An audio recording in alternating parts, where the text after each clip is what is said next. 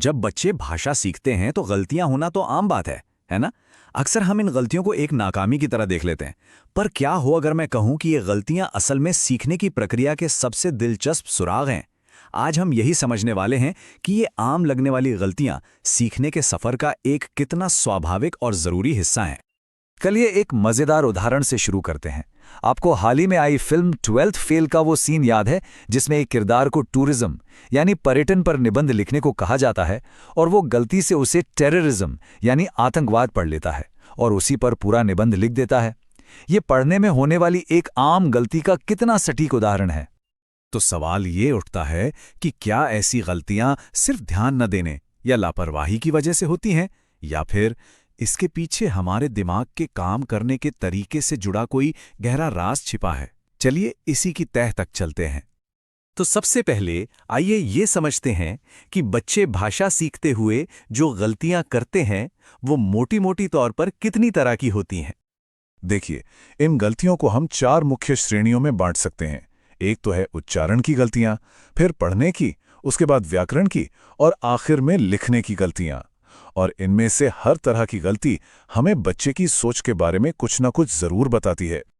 अच्छा, उच्चारण की गलतियों से शुरू करते हैं। ये तो इतनी आम है कि कभी-कभी हम बड़ों से भी हो जाती हैं। बच्चे अक्सर एक जैसी लगने वाली आवाज़ों में कंफ्यूज हो जाते हैं, जैसे श को स बोलना या बा और वा में फर्क न कर पाना। इससे पता चलता है कि वो अभी भी ध्वनियों के बारीक अंतर को पकड़ना सीख रहे हैं। फिर आती हैं पढ़ने की गलतियां, बिल्कुल वैसे ही जैसे हमने 12th फेल वाले उदाहरण में देखा। बच्चे कई बार शब्दों को उल्टा पढ़ लेते हैं, जैसे 100 को वॉज पढ़ लेना, या फिर वो विराम चिन्हों यानी कि पंक्चुएशन पर ध्यान नहीं देते और पूरे वाक्य का मतलब ही बदल जाता है। अब आते हैं व्याकरण की गलतियों पर। ये बहुत दिलचस्प होती हैं क्योंकि इनसे पता चलता है कि बच्चे का दिमाग सोच कैसे रहा है। जैसे हिंदी में राम ने रोटी खाया सुनना बहुत आम है, जबकि सही वाक्य है राम ने रोटी खाई, क्योंकि रोटी स्त्रीलिंग है। ये गलती दिखाती है कि बच्चा नियम लागू करने की कोशिश तो कर रहा है, भले ही अभी पूरी तरह से समझ ना पाया हो। और आखिर में लिखने की गलतियां, ये स्पेलिंग की छोटी-मोटी गलतियों से लेकर जैसे किताब को के बात लिख देना या फिर अपनी बात कहने के लिए सही शब्द ना मिल पाने तक कुछ भी हो सकती हैं। ये सब सीखने की प्रक्रिया का ही हिस्सा है। तो अब जब हमने ये देख लिया कि गलतियां कैसी कैसी होती हैं, तो चलिए सबसे ज़रूरी सवाल पर आते हैं। इन गलतियों का असली मकसद क्या है? और यहीं पर हमें अपना नज़रिया असफलता से हटाकर फीडबैक पर लाना होगा। तो यहाँ सबसे बड़ी और ज़रूरी बात सामने आती है, गलतियाँ फेलियर का साइन नहीं हैं, बल्कि वो सीखने की प्रोसेस का एक बहुत ही नेचुरल और बेहद ज़रूरी हिस्सा हैं। असल में हर गलती सीखने का एक नया दरवाज़ा खोलती है। असल में गलतियां हमें बहुत कुछ बताती हैं। वो बच्चे के सोचने के तरीके की एक खिड़की की तरह हैं। वो टीचर्स को ये समझने में मदद करती हैं कि कहाँ और ज़्यादा ध्यान देने की ज़रूरत है। सच तो ये है कि ये गलतियां इस बात का पक्का सबूत है कि बच्चा कोशिश कर रहा है। वो भाषा के नियमों को अपने दिमाग में फिट करने की पूरी जद्दोजहद कर रहा है।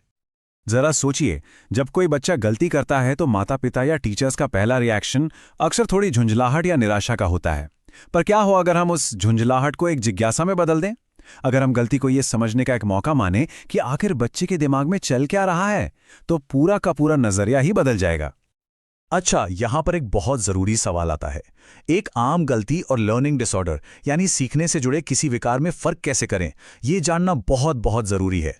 सबसे पहली और सबसे जरूरी बात, लर्निंग डिसऑर्डर का मतलब इंटेलिजेंस की कमी बिल्कुल नहीं है।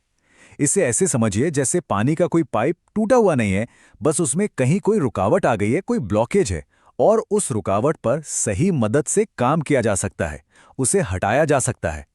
सबसे कॉमन जो सुनने में आता है वो है डिसलेक्सिया। ये पढ़ने से जुड़ी एक प्रॉब्लम है।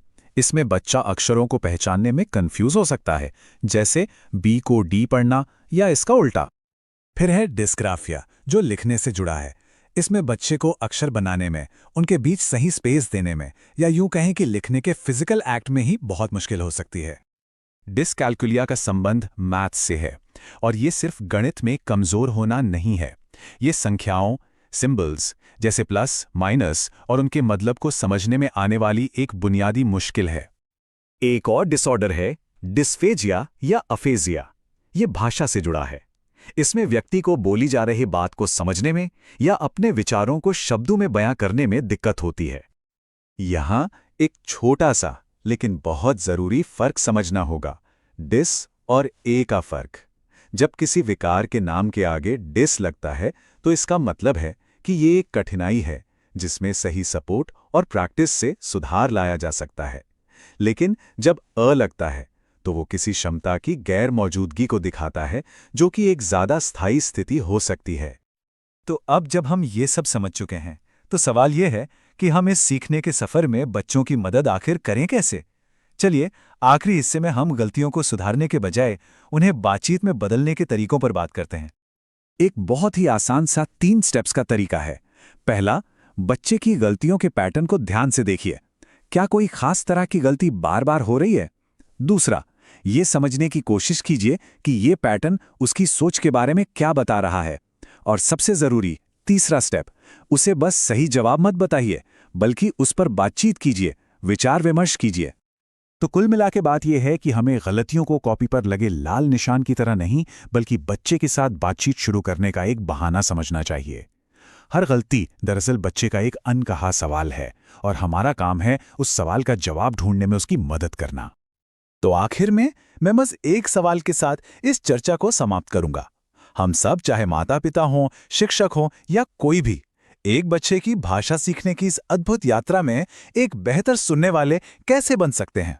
क्योंकि जब हम सच में सुनना शुरू करते हैं तब